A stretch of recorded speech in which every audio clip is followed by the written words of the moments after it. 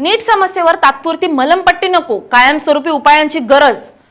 परीक्षा केंद्रात जाण्याआधी काही विद्यार्थ्यांचे शर्टचे बटन तपासले गेले, कपड्यांमधील चेनचे हुक्स काढण्यात आले, कुठे एखादं इलेक्ट्रॉनिक डिव्हाइस लपवलं नाही ना, यासाठी विद्यार्थ्यांचे अक्षरशः कपडे फाडण्यात आले।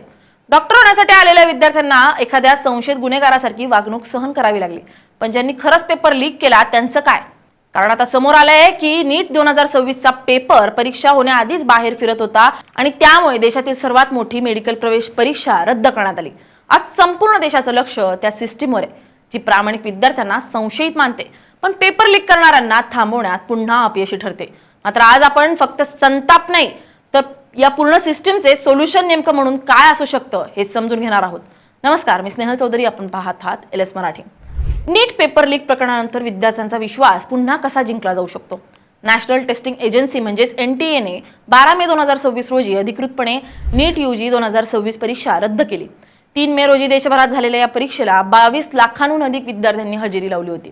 मात्र चौकशीत प्रश्नपत्रिका लीक झाल्याचं गंभीर पुरावे समोर आल्यानंतर संपूर्ण प्रकरण CBI कडे सोपवण्यात आलं होतं। या प्रकरणाचा उलगडा राजस्थानमधील एका शिक्षिकेमुळे झाला आणि याचे धागेदोरे महाराष्ट्रातही निघाले। परीक्षा होण्याच्या आधी सोशल मीडियावर फिरणाऱ्या PDF मधील अनेक प्रश्न प्रत्यक्ष नीट पेपरशी जुळत असल्याचं लक्षात आलं। तपासात काही टेलिग्राम गटांमधून गेस पेपर नावानं प्रश्नपत्रिका फिरत असल्याचंही समोर आलं। या लीकसाठी काही पालकांकडून लाखो रुपये घेतल्याचा आरोप आहे। मात्र आता सर्वात मोठा प्रश्न फक्त पेपर लीकचा नाही तर शिक्षण व्यवस्थेवरील विश्वासाचा आहे। विद्यार्थी वर्षानुवर्षे मेहनत करतात, पण जर पेपर आधीच विकला जात असेल तर प्रामाणिक विद्यार्थ्यांनी नेमकं करायचं काय? याच कारणामुळे आता फक्त अटक आणि चौकशी पुरेशी नाही तर संपूर्ण सिस्टीम बदलण्याची गरज असल्याची मागणी मोठ्या प्रमाणात होतीये। तज्ञांच्या मते सर्वात मोठा बदल म्हणजे नीट पूर्णपणे ऑनलाईन कम्प्युटर बेस्ड एक्झाम करणं आवश्यक आहे। पेपर छापणं, वाहतूक, स्टोरेज आणि सेंटर पर्यंत पोहोचवण्याच्या प्रक्रियेतच सर्वात जास्त लीक होण्याचा धोका असतो। जर परीक्षा ऑनलाईन झाली तर प्रश्नपत्रिका शेवटच्या क्षणापर्यंत सुरक्षित ठेवणं शक्य होऊ शकतं। याशिवाय आर्टिफिशियल इंटेलिजन्स आधारित मॉनिटरिंग सिस्टीम वापरण्याची मागणीही वाढते। संशयास्पद लॉगिन्स, असामान्य मार्किंग पॅटर्न किंवा टेलिग्राम सारख्या प्लॅटफॉर्मवरील सस्पिशियस ऍक्टिव्हिटी ट्रॅक करण्यासाठी डिजिटल सर्व्हेलन्स मजबूत करण्याची गरज व्यक्त केली जाते।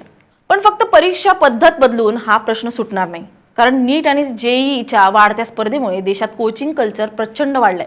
आज अनेक विद्यार्थी ज्युनियर कॉलेजपेक्षा कोचिंग क्लासेसवर जास्त अवलंबून आहेत, कारण कॉलेजमध्ये मुख्यतः बोर्ड पॅटर्न शिकवलं जातं तर कोचिंग इन्स्टिट्यूट पूर्ण लक्ष कॉम्पिटिटिव्ह एक्झाम पॅटर्नवर देतं।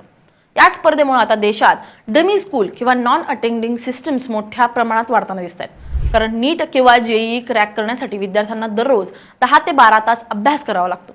पण पारंपरिक कॉलेजमध्ये 75% उपस्थिती, रोजचा प्रवास, असाइनमेंट, जर्नल्स आणि प्रोजेक्ट्स यामध्ये विद्यार्थ्यांचा मोठा वेळ जातो। म्हणून अनेक विद्यार्थी फक्त बोर्ड एक्झाम फॉर्म भरण्यासाठी कॉलेजमध्ये नाव ठेवतात आणि पूर्ण वेळ कोचिंग क्लासेसमध्ये घालवतात। म्हणजे कॉलेज फक्त अटेंडन्स आणि मार्कशीट पुरतच मर्यादित राहतं, तर खरं शिक्षण आणि स्पर्धेची तयारी कोचिंग इन्स्टिट्यूटमध्ये सुरू असते। आणि म्हणूनच आता शिक्षण तज्ञ कॉलेज सिस्टीममध्ये ही मोठे बदल सुचवत आहेत। तज्ञांच्या मते कॉलेजांनी बोर्ड आणि कॉम्पिटिटिव्ह एक्झाम्स यांचे इंटिग्रेटेड टीचिंग सुरू करणं आवश्यक आहे। एका लेक्चरमध्ये आधी थिअरी आणि नंतर MCQ बेस्ड ऍप्लिकेशन शिकवणं गरजेचं आहे। याशिवाय weekly mock test, OMR practice, computer based exam आणि all India ranking systems college स्तरावर आणण्याची मागणी होती। विद्यार्थ्यांना फक्त मार्क्स नाहीत, ॲक्युरेसी, स्पीड, वीक टॉपिक्स यांचं डिटेल अनालिसिस मिळणंही आवश्यक असल्याचं सांगितलं जात आहे। दुसरा महत्त्वाचा मुद्दा म्हणजे मानसिक ताण। नीट आणि JEEच्या स्पर्धेमुळे हजारो विद्यार्थी एन्झायटी, बर्नआउट आणि डिप्रेशनचा सामना करतात। त्यामुळे कॉलेजेसमध्ये प्रोफेशनल काउन्सिलिंग सिस्टम असणं आवश्यक असल्याचं तज्ञ सांगतायत। सरकारनं 2027 पासून नीट पूर्णपणे ऑनलाईन मोडमध्ये नेण्याची घोषणा केली आहे। तसेच NTA रचनेत मोठे बदल करण्याबाबतही चर्चा सुरू आहे। पण विद्यार्थ्यांचा प्रश्न अजूनही तोच आहे, दरवर्षी पेपर लीक होणार आणि दरवर्षी विद्यार्थ्यांना पुन्हा परीक्षा द्यायची। शिक्षण ही फक्त परीक्षा नसते तर देशाच्या भविष्याची पायाभरणी असते आणि जर विद्यार्थ्यांचा सिस्टीमवरील विश्वासच तुटू लागला तर तो फक्त एका परीक्षेचा प्रश्न राहत नाही तर संपूर्ण देशाच्या भविष्याचा प्रश्न बनतो। असो, सध्या विद्यार्थ्यांसमोर सर्वात महत्त्वाची गोष्ट म्हणजे 21 जून 2026 रोजी होणारी नीट परीक्षा। मग आता पुन्हा एकदा अभ्यासाला लागणं, मानसिक ताणातून बाहेर येणं आणि स्वतःवरचा विश्वास टिकवणं हेच विद्यार्थ्यांसाठी सर्वात मोठं आव्हान असणार आहे। तर दुसऱ्या बाजूला पुढच्या वर्षापासून प्रशासन नेमके कोणते बदल करतं? ऑनलाईन परीक्षा खरंच येणार का? पेपर लीक थांबवण्यासाठी सिस्टीम किती मजबूत केली जाणार? याकडे आता संपूर्ण देश, विद्यार्थी, पालक आणि शिक्षण क्षेत्रातील तज्ञ अपेक्षेने पाहतात। Bureau report, LS Marathi.